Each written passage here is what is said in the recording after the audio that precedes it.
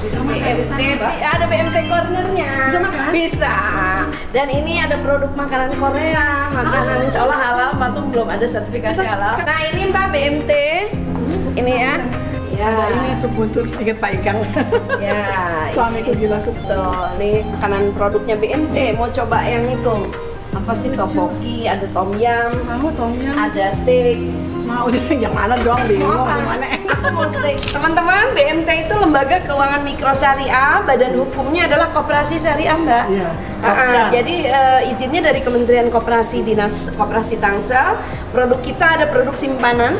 Jadi kalau di bank namanya tabungan. Iya. Kalau di BMT karena dia basisnya adalah koperasi, jadi simpanan.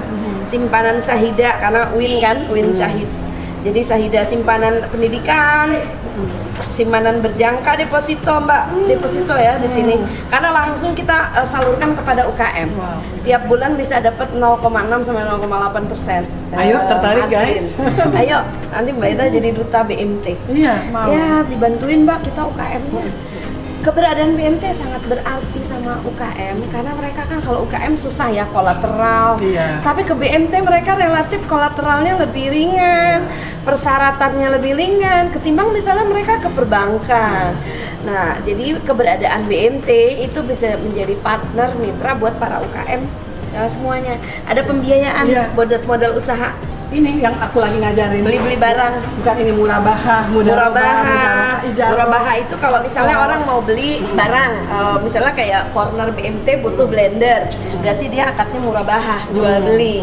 Nah kalau mudorobah musyarakah itu adalah akad bagi hasil. Iya. Kalau orang butuh modal kerja. Kemudian kalau mau umroh, haji, misalnya butuh dana talangan, kita bisa pakai ijarah multijasa atau produk paket umroh. Iya. Misalnya paket umroh 30 juta, itu produknya ijarah multijasa. Atau cuma butuh dana talangan yang butuh cuma 10 juta, itu bisa pakai KOR. Ini kita sekalian tahu produk-produk dan akad-akad syariah. Keren. Ini ada lembaga keuangannya, ini konkretnya dari Iya. pemikiran Mbak. Kita kan di kelas sudah selesai ngajar. Terus kita Teori-teori. udah teori dari S1, S2, S3 sampai kita guru besar teori, bikin buku, riset, bikin skopus. Tapi kalau itu semua nggak kita wujudkan membantu masyarakat, Nothing. nothing. Betul. Ini kan tiket ke sorga ini. Mudah-mudahan betul. Ini benar-benar amal ibadah kita. Guys, kita lihat yuk bentuk makanannya. Oke. Ini telurnya. Oh, di dalamnya. Ya, halo. Oh, ini. Dila teller. Ini tellernya ditunggu sama Dila depositonya ya semuanya. Amin. Iya. Insya Allah. Ya, ini produk-produk BMT tadi kita udah kasih tahu juga. Ini ada brosurnya, jadi badan hukumnya koperasi. Terus visinya ini menjadi model terbaik BMT berbasis kampus. Karena biasanya BMT berbasis masyarakat, Betul. berbasis komunitas, kita berbasis kampus. Karena dengan BMT kita bersentuhan sama UKM, bersentuhan dengan UMKM yang mikro lagi ya, mikro bukan. kecil, mikro kecil kalau menengah wilayahnya Iya. BPR. Jadi UMK, usaha UMK. kecil mikro. Nah dengan itu kita bisa bersyukur karena banyak orang-orang di bawah kita Mbak yang punya kemampuan produktif tapi mereka modal gitu ya. memerlukan akses permodalan.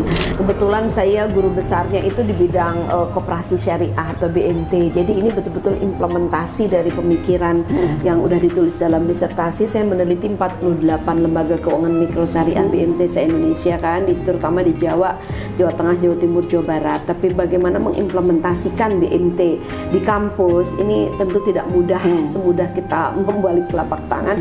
Tantangannya banyak, masalah trust, masalah literasi, masalah kepercayaan, masalah banyak hal Sumber daya SDM. manusianya. Nah, terutama SDM tidak mudah.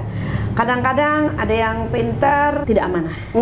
Ada yang Itu bahaya amanah, itu. capek juga kadang lama gitu. Tapi ya kita nggak ada yang sempurna, jadi ya sudahlah disabarin. Akhirnya kita memakai sistem. Jadi sekarang BMT alhamdulillah udah punya sistem. Jadi semua transaksi itu udah bisa dilakukan secara online. Kita juga bahkan bisa akses ke ke HP gitu. Cuman online-nya sekarang artinya semua udah pakai sistem sehingga kita lebih bisa melakukan kontrol. Manajemen risiko itu juga harus dilakukan. Manajemen risiko resiko likuiditas, manajemen resiko pembiayaan. Kalau kita salah analisis pembiayaannya macet. Tapi alhamdulillah karena kita di UIN, jadi lebih banyak UKM-nya juga dari para karyawan yang emang juga karyawan UIN, sehingga kita bisa potong remun mereka. Jadi relatif misalnya rugi ya dalam perniagaan. Setidaknya itu udah otomatis mereka setiap bulan kita langsung tarik otomatis dari tabungan mereka karena remun mereka masuk ke bank yang udah ditunjuk oleh UIN gitu. Tapi ada juga yang dari UKM. Nah di situ memang harus ada dilakukan kemampuan analisis pembiayaan karena kalau kita tidak kan juga akan macet. Sementara uang ini kan uang milik deposan, uang milik para penabung yang harus dijaga supaya aman, dan kita juga bisa memberikan return yang baik kepada mereka. Insya Allah aman karena juga yang minjam-minjam kebanyakan di lingkungan yang kita tahu rumahnya.